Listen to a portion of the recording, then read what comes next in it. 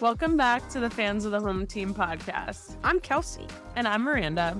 This is a podcast that talks about the fun, the drama, and the facts that sports teams and athletes bring to the world, whether good or bad. This is a podcast for people who care about sports in a deeper way than who won or who lost. It's for the people who love feel-good stories behind teams and athletes and realize that sports are more than a game. So today we're back with another sports report after not doing one for a minute, which is fine. We're just going to, like we said, filter them in as we go when there's bigger stories. But today we're starting off with the shit show that was the Giants and Cowboys the Giants absolutely getting their ass beat and then the Cowboys also losing. We got some tennis things going on with the Australian Open. My husband and I watch Breakpoint on Netflix, so I'm going to talk about that, do a little review, get Kelsey into tennis. We have Tom Brady's retirement and then Breanna Stewart signing with the New York Liberty. We also have a new draft segment at the end. Miranda and I will each be drafting a team of Super Bowl snacks. So it's going to be a new segment in our podcast and clips we post on social media. So please tell us who won the draft for each clip. Thank you. Friend, thank you. And also, if we missed any snacks, I'm just interested to see what our vibes are. I told Miranda last night, I was thinking about Pop-Tarts. And I was like, I don't know why I wouldn't ever say that, but I just love them so much. We definitely have to do a Pop-Tart draft, though, because there are correct answers to that one and incorrect answers. Facts. That's a whole episode. We're just talking about Pop-Tarts for an hour. It's fine. It's fine. Let's talk about the Giants and the Cowboys. This is not that timely. It was the weekend that I went on vacation. The day before we left, the Giants got their ass beat by the Eagles, and I was in our hotel room and Miranda was ranting to me, and then the next night the Cowboys lost while I was on the ship and I had to watch it in real time on this big boat on this big screen, and then I was ranting to Miranda, and it was just a very long rant over the weekend about our shitty teams. Yeah, pretty much. And we eventually, I think this would be a cool segment to do, either just us bitching about sports. We need to think of a name, but basically airing your grievances with your sports teams. So basically us, or eventually some listener submissions about what they need to air on the podcast with us, and then we can do our little takes on it. We honestly, if you didn't listen to our previous episode with the fantasy football grades, we called it. I think we knew that neither our teams would win. And I knew that the Giants just won that first game as a fluke. And I never trust them ever. Your realistic side is like, this isn't going to end well. And then there's the hopeful side who's like, oh my God, what if we win and we go to the next round? And yes, they can do it. They had a pretty solid season, blah, blah, blah. And it was just not. That was the worst Giants playoff game I've ever seen. Yes, it was pretty awful. If you would have read our text thread from 2 weekends ago, you would think we were mentally unstable, which we might be. But it's unhinged. Oh, but it's very unhinged. You could just feel it coming because we knew that the Vikings were frauds. So I was like, oh, the Giants are definitely frauds for being the fraud Vikings. Jalen Hurts, A.J. Brown, Devonta Smith. This isn't going to go well for the Giants. They've lost to them twice already this year. It's just going to be the same thing. And it was, but it was much worse than I expected it to be. Same. And it literally looked like they didn't practice all week. They were so far underprepared, and I totally understand that the Giants were awful. We would have lost regardless, but the play calling, and I think everyone has been talking about this since the playoffs started, that the penalties and the refs, it has been so chaotic this playoff season. We could do a whole episode on the reffing situation in the NFL, but it's a bad scene. People think more than ever the NFL is rigged, and I don't blame them. How could you not think something odd was going on? Just based on the games that we've seen the past 3 weeks, it's a shit show. So, not to say it is rigged. I'm not going on here to say it's rigged. Yeah. Read the text threads. It says it in there, but I'm not saying I'm here. It looks bad. I won't blame the rest of the Cowboys because that was completely us. A Dak Prescott absolute shit show.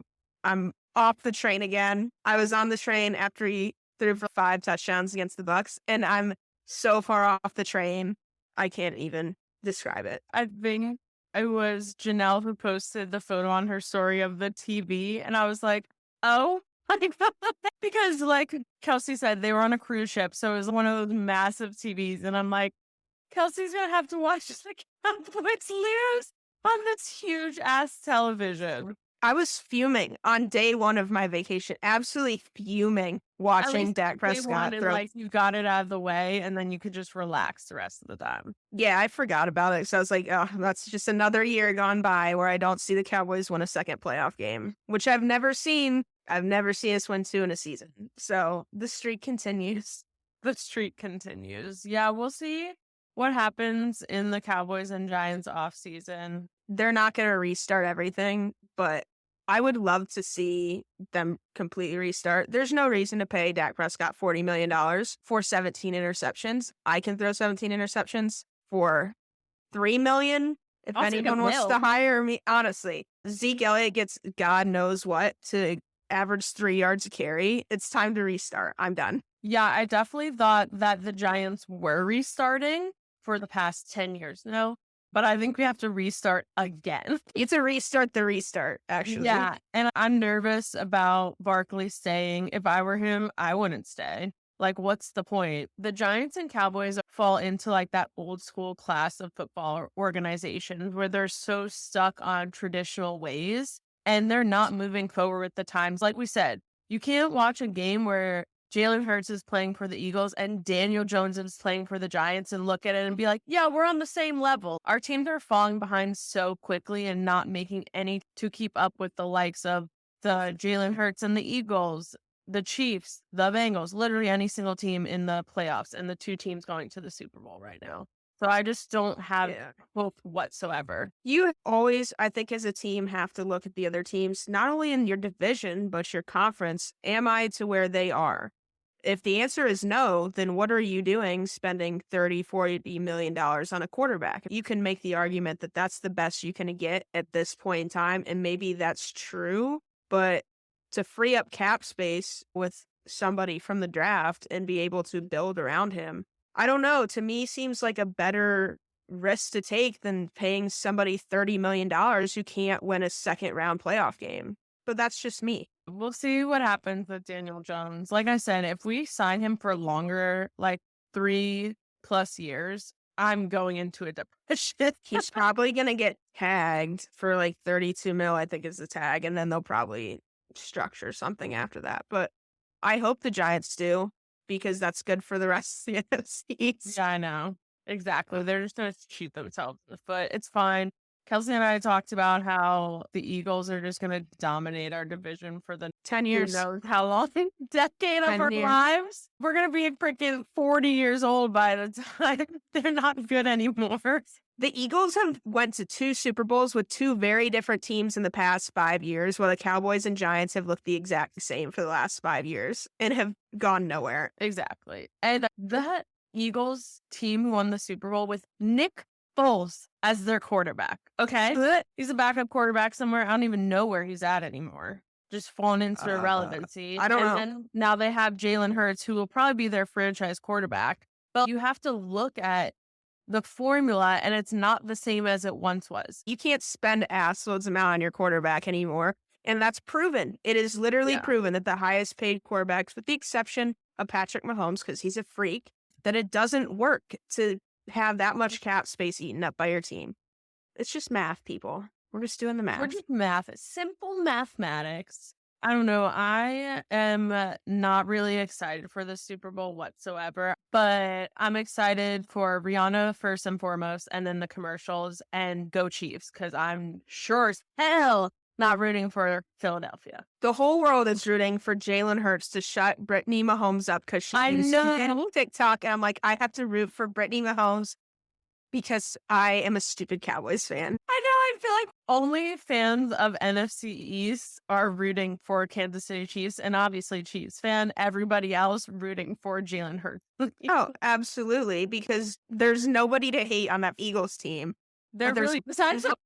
Yeah, fuck that guy. They're so likable, though. Jason Kelsey and Jalen Hurts. But I'm rooting for the other Kelsey brother, Travis Kelsey. True shit. True shit. Let's see. Next, speaking of Super Bowls, I've never seen a Super Bowl win, but this guy has. It's Tom Brady, and he's finally retired. What are some thoughts, Miranda? What are some bots? Is this for real this time? I think so. It has to be. Her too. But I think, okay, so since it's for real, obviously recognize he is the GOAT, probably the best quarterback we will experience in our lives, honestly. I don't know who's going to reach Tom Brady level. And again, my respect goes out to him. I'm not a fan of him. I never have been, but I recognize his skill and what he's done. We said 23-year career, 7 Super Bowls. That's insanity. But what was the point of not sticking to the retirement in the first place? To blow your family up for a losing season? Crazy to me. Obviously, we don't know the full story, but I don't know. I just felt like if he was going to come back, like he was going to come back for something and try and finish something, and had actually the worst team season of his career. He had a pretty good season, but they made him throw 60 times a game. So that makes sense that the stats were good, but the team was ass. Yeah. And I wonder if maybe upon reflection, he was like, I really fucked up. And again, we don't know the full story between him and Giselle. Maybe he'll come out one day with it. I'm sure this man, has he written a book or no? I don't know. Great If question. he hasn't written a book, or even if he has, I'm sure he'll write another book. That's what like anyone does, is write a book. So maybe he'll talk about it in there. I don't know. I don't really know what's going on with them too. Like maybe there's still potential for them to get back together. Who knows? People are crazy. I think he has a girlfriend. Does he? Oh, That's what the internet says. whatever. She's like, Girlfriend is not equal wife. So she's like our age. oh my God. Oh, okay. Not me thinking I was literally like 23 years old first. Yeah, no, you're not. Literally turned 29 this month. It's fine. But we're in the year 2023. That's why I thought I was 20. Anyways. That's speculation. I'm not breaking news. But yeah, I think he should retire after the Super Bowl win. I just don't think he could handle going out like he did, losing on a Hail Mary from Matthew Stafford. I think that really bothered him. So he came back and lost in an even worse way to Dak Prescott, who's a total fraud. But next up for Tommy, Fox gave this man $375 million for a 10-year deal to be their #1 NFL analyst. I don't know if he'll be good or not, but Fox has the Super Bowl next weekend. So I fully expect him to be the analyst on the Super Bowl call. You think he's already jumping on board this year? I feel like I don't see why not. Most of the articles I read said to expect to see him. That's crazy. And I'm so interested to see him as an analyst. We've seen him speak before, like press conferences, interviews, stuff like that. And I'm sure, I mean, you never know, because like Tony Romo, who was not the best quarterback, like he was okay, pretty solid. And he's so good at his job. And I would have never expected that from him, just because you don't know what his personality is on and off the field. And Tom Brady could be totally trash at being a sports analyst. Tony Romo is so good at explaining what's happening.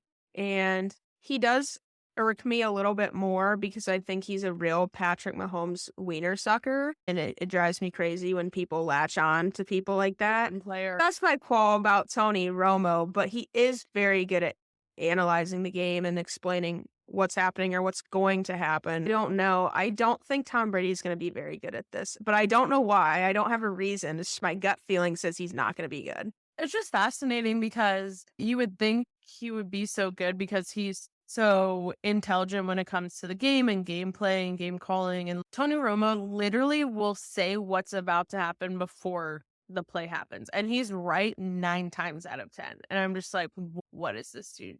It blows my mind every single time. So I think Tom Brady might be good at the technicalities, but I don't know if his personality is meant to be a sports analysis. And I see that he will probably replace Greg Olsen, which I really enjoy Greg Olsen because I think he has the personality for it as well as the analytical side and player experience. Whereas I don't know if Tom Brady is going to be the same. It's like The Bachelor or Bachelorette. He's gonna have to be more open and about, who he is and his personality, and Yeah. I feel like that's something we don't see a ton of. He's just a hardworking dude that eats greens and smoothies and throws good footballs, so we'll see what happens. Yeah. I just feel like he's such a private dude that'll be interesting to Mhm. see, like you said, him share more himself in a fashion where it's like televised, not like a book or something like that. So we'll see. I'm excited to see what he does in his retirement. I mean, the dude's going to be totally fine. I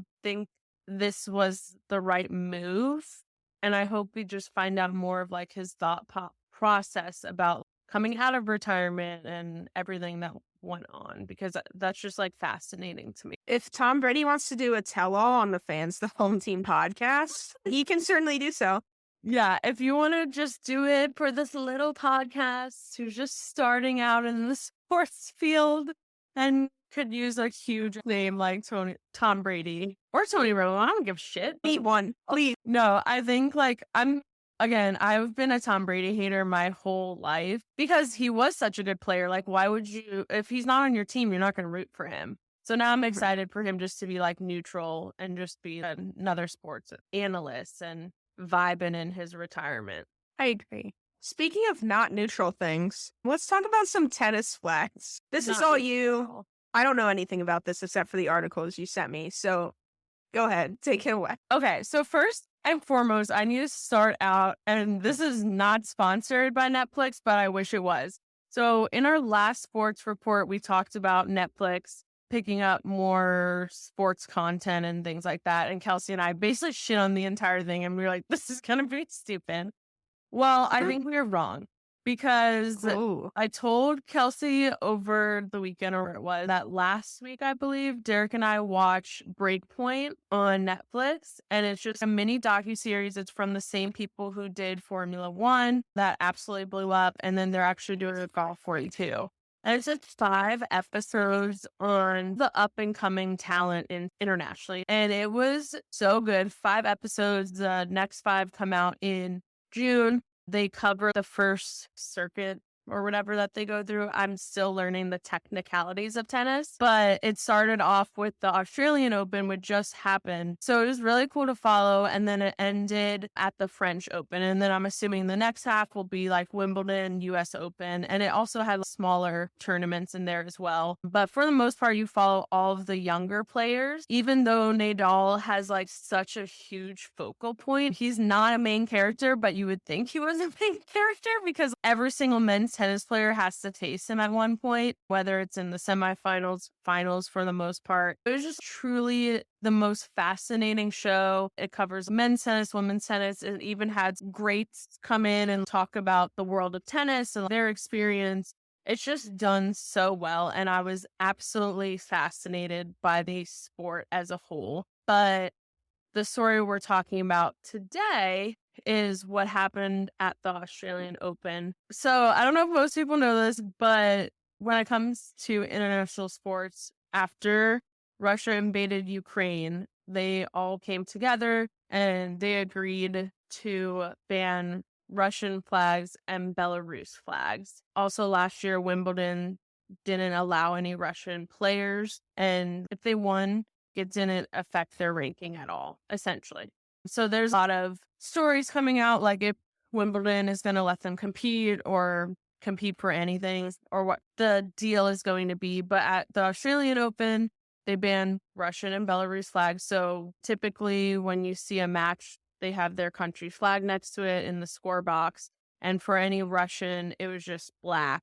And then same with any Belarus. And there's a lot of pushback because a lot of the players and mostly Ukraine players said like they should not be allowed to play at all. What happened at the Australian Open finals for women was there was a Russian player against a born Russian who moved to Kazakhstan like 5 years ago and started representing them. So essentially it was 2 Russian players playing against each other. So there was just a lot of pushback there.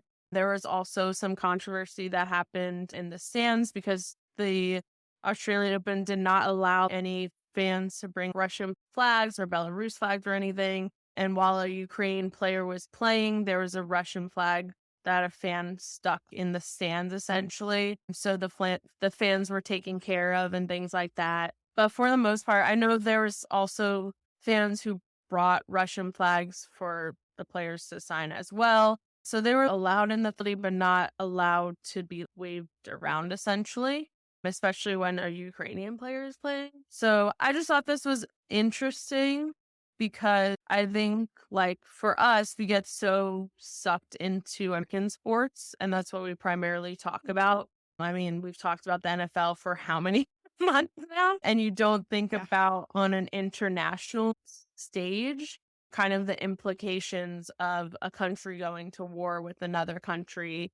And there's always the argument like it's not the player's fault, so like they should be able to play. But then also, I feel like from sports organization standpoint, sports are so important to all countries, and like those countries kind of deserve to be punished.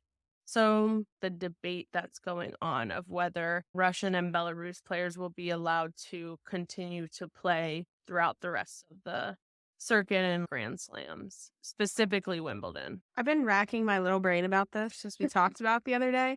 I don't know. At first thought, I'm like, yeah, they shouldn't be allowed to play because they're representing a country who's doing awful things to another country, more so than we've ever seen in our lifetime, obviously.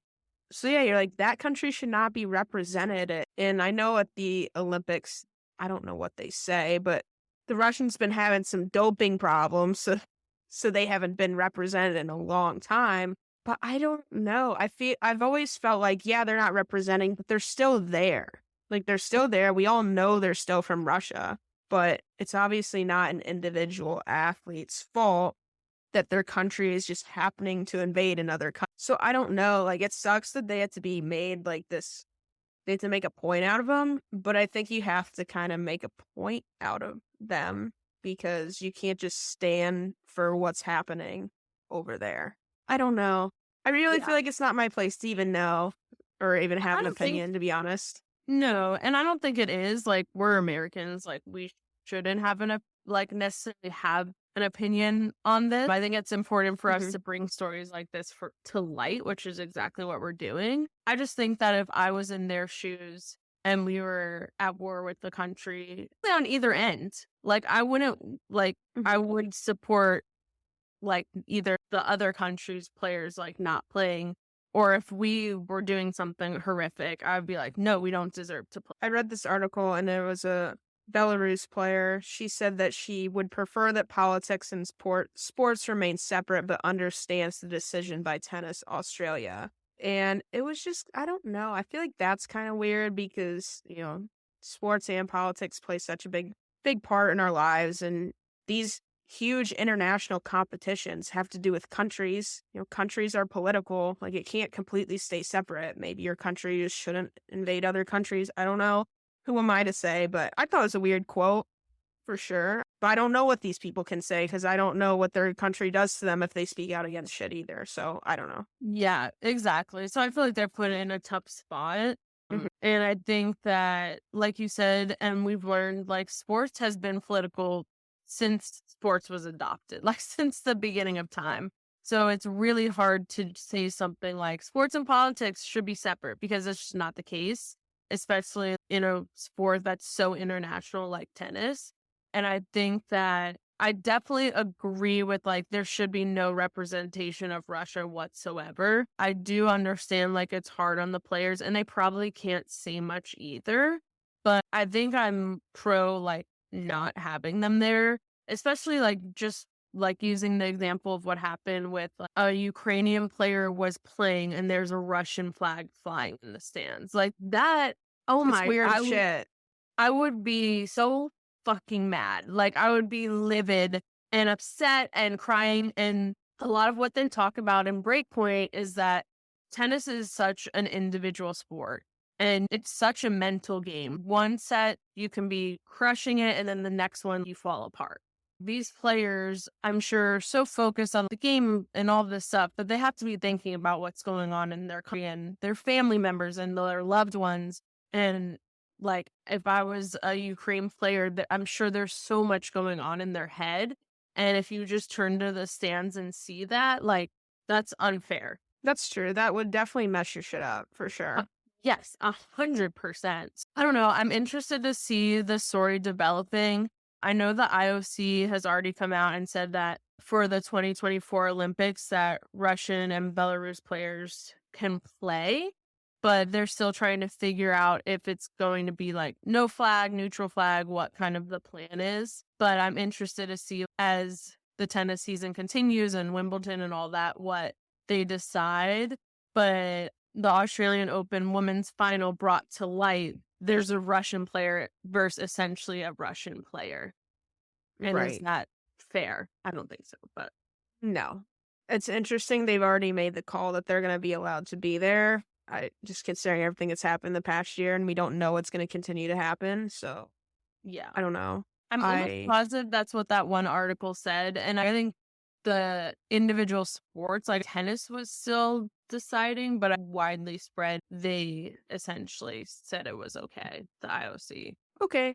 Stay tuned. I'm sure we'll talk about it some more. Oh, yeah, for sure. Yikes. It's it's very intense, and again, I really, really recommend the show Breakpoint. Even if you're not interested in sports or tennis or anything, like, it was just so fascinating, and I think it's cool to see a lot of the younger players kind of come for this reckoning of tennis because Serena Williams retired, Roger Federer, really the only 2 dominant ones left are Djokovic and Nadal, which Djokovic won his 10th Australian Open and his 22nd Grand Slam, which is this a storyline in itself because he hasn't competed because he refused to get the COVID vaccine. So I think it's a really cool time for people to get into the sport of tennis because it's first wide open and there's a lot of young American male and female tennis players that are up and coming.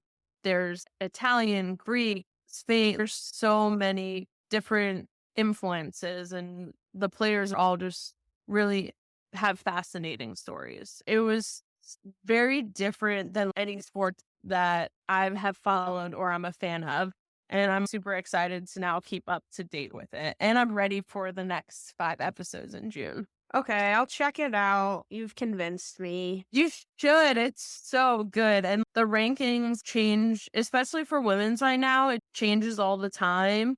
And there's so many beautiful stories within the larger sport of tennis. And the episode that focused on women's tennis players, I literally cried because it was just beautifully done. Okay, I probably won't cry. We'll see. But I'll give it a shot. Yeah. And Uh, then that way you kind of get the sense for it whenever the golf one comes out. that's a good point. So I will watch that. Speaking of women, why do I do that every time we switch topics? I don't know. I feel like We're- that's the only way you know how to. It's the only way I know. I just grab something. We're talking about Breanna Stewart. She's a WNBA player, really big free agent, signed with the New York Liberty, which is a WNBA team in New York. So that was good explaining. She left the Seattle Storm after 7 years, 2 championships. She was the #1 pick in 2016 from UConn. So she's good. Like she's Yeah. highly sought after free agent. And the reason she made her decision was based upon the way teams in free agency saw the future of air travel for WNBA teams, which are like, why? What does that matter? I'll tell you why. Because WNBA teams fly commercial like I do, like Miranda does. As a professional sports team, that does not happen in other professional sports. And the reason they do this is because I guess they got broke ass owners because the league and the team decided that no one would fly charter and regardless of an owner's ability to afford it until every team can afford it. And I'm like, how are you owning a sports team with having this type of money? I don't know. So she chose the Liberty because I guess their owner, one, he can afford it because they were flying people in charters against league rules last year and were fined for it. But basically, he's put himself out there and wants to be someone who changes the way air travel works for the WNBA. So I thought this was very fascinating that she would choose a team based upon this. It's just a dumb thing female athletes have to go through, basically. When you texted me that, I was like, what? And then when I dived into the article, I was like, okay, this makes total sense because her argument is for the health and safety, which is completely valid and extremely accurate because we've seen incidents where professional athletes just fly commercial and they don't go over well. So just because you're a female athlete, you'll be fine. You can fly commercial. And as I read further in the article, she brought up Brittany Griner, which is understandable because a player who has gone through what she's gone through, she more than likely is going to have to be chartered around for her own well-being and safety. So the argument was, is the rest of her team going to be chartered or it's just going to be her? So that's kind of something the WNBA is trying to navigate. But there's no way that Brittany Griner can just get on a commercial flight. No, she's low-key on the no-fly list, I'm pretty sure is what it said. Yeah. So, like, girl's gonna have to walk or be chartered. Yeah, exactly. And I'm sure there's critics who are like, oh, Breanna Stewart left because she's a brat and wants to fly private because there's always stupid stories spun because it's a female athlete. But if you really read into the article and understand that she really is just pushing for it for the health and safety. And honestly, at the end of the day, quality, because all of the men's athletes are flown private, whereas they have to fly on a commercial plane. And obviously, safety, pretty straightforward, but the health. A player who has a game in New York and flying to Seattle, commercial, they're waiting normal flight times. They're waiting in line with everybody else, blah, blah, blah, blah, blah, to fly to Seattle to then play a game. And then if they have to fly back to New York for a home game, like she specifically called out long flights, back-to-back games, things like that. That's a lot to put on somebody's body.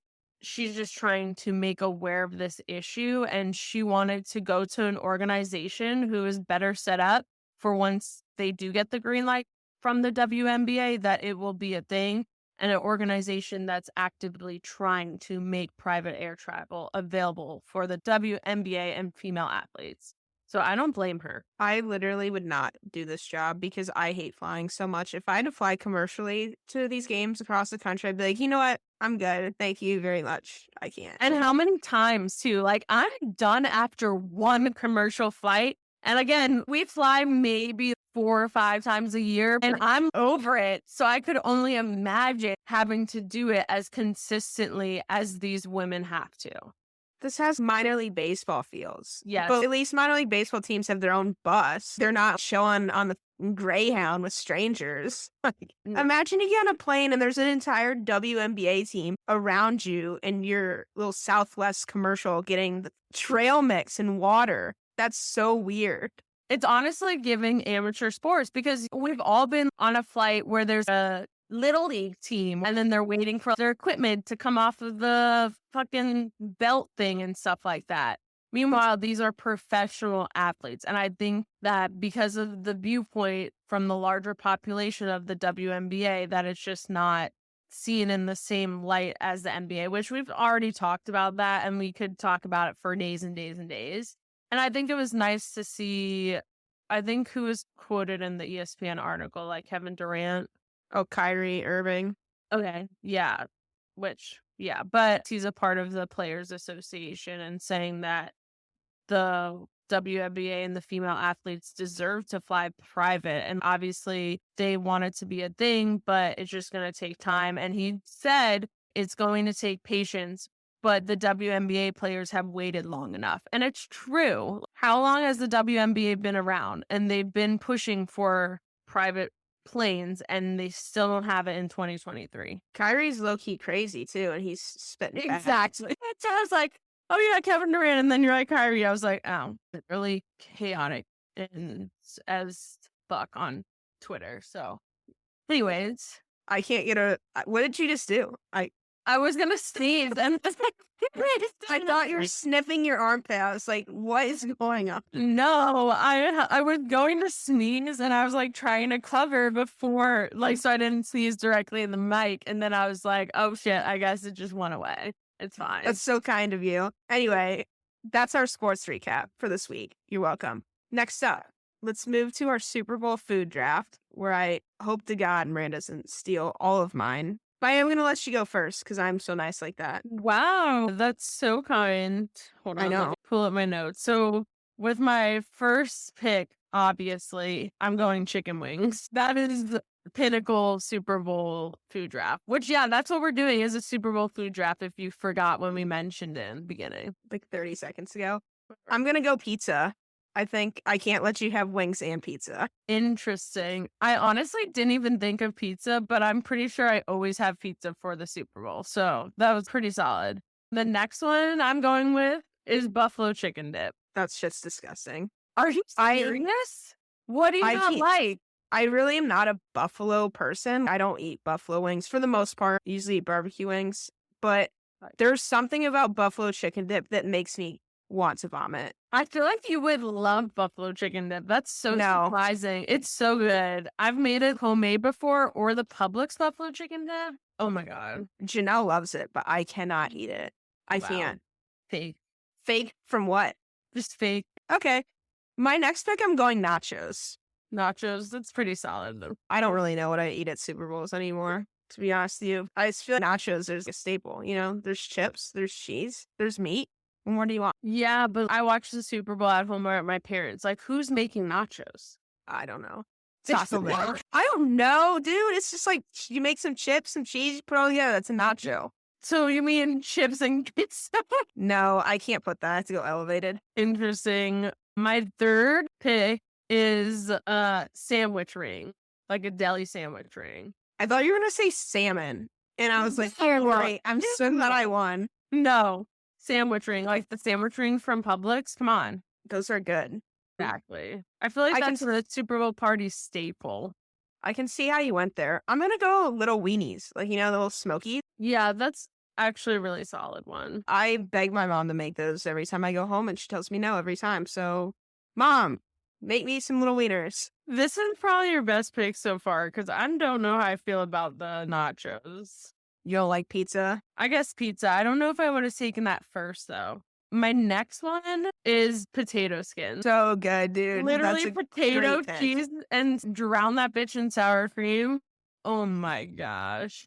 And they're super easy to make. I was definitely gonna go there if you Yeah. didn't. So that's a great pick. Super Bowl food is all about handheld and convenience. I agree. So speaking of, nice little segue there. I'm gonna go with sliders. Nice. I have that on my backup list. So it's Oh, I'm so glad I'm backing up your list. I feel like we got the whole thing going with my draft. I got some burgers, some pizza, some nachos, some hot dogs. What better meal could you think of? you're missing key staples. You don't have wings, so it's irrelevant. Well, I was going to pick wings first, but I did let you go first. So I think I should get a point at least for being nice. I don't know about that. My last pick, I'm trying to see if I want to take one for my backup, but I don't think so. I'm going to stick with what I already had.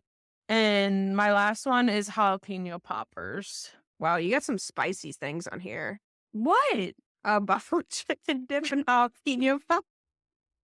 Chicken dip is mild. That's like spicy. I think everything's spicy, so. Oh my God, what a little baby. I love me some jalapeno poppers. They're so good. Also, 4 out of 5 of mine revolve around cheese, which that's all you need. On my last pick, I will go pretzel bites just to be a little bit more rounded in the draft. Yeah, I feel like that's a solid pick. So Miranda's team is wings, buffalo chicken dip, sandwich ring, potato skins, and jalapeno poppers. And at my party, Fire. we're having pizza, nachos, and little wieners, sliders, and pretzel bites. So let us know what party you're popping over to.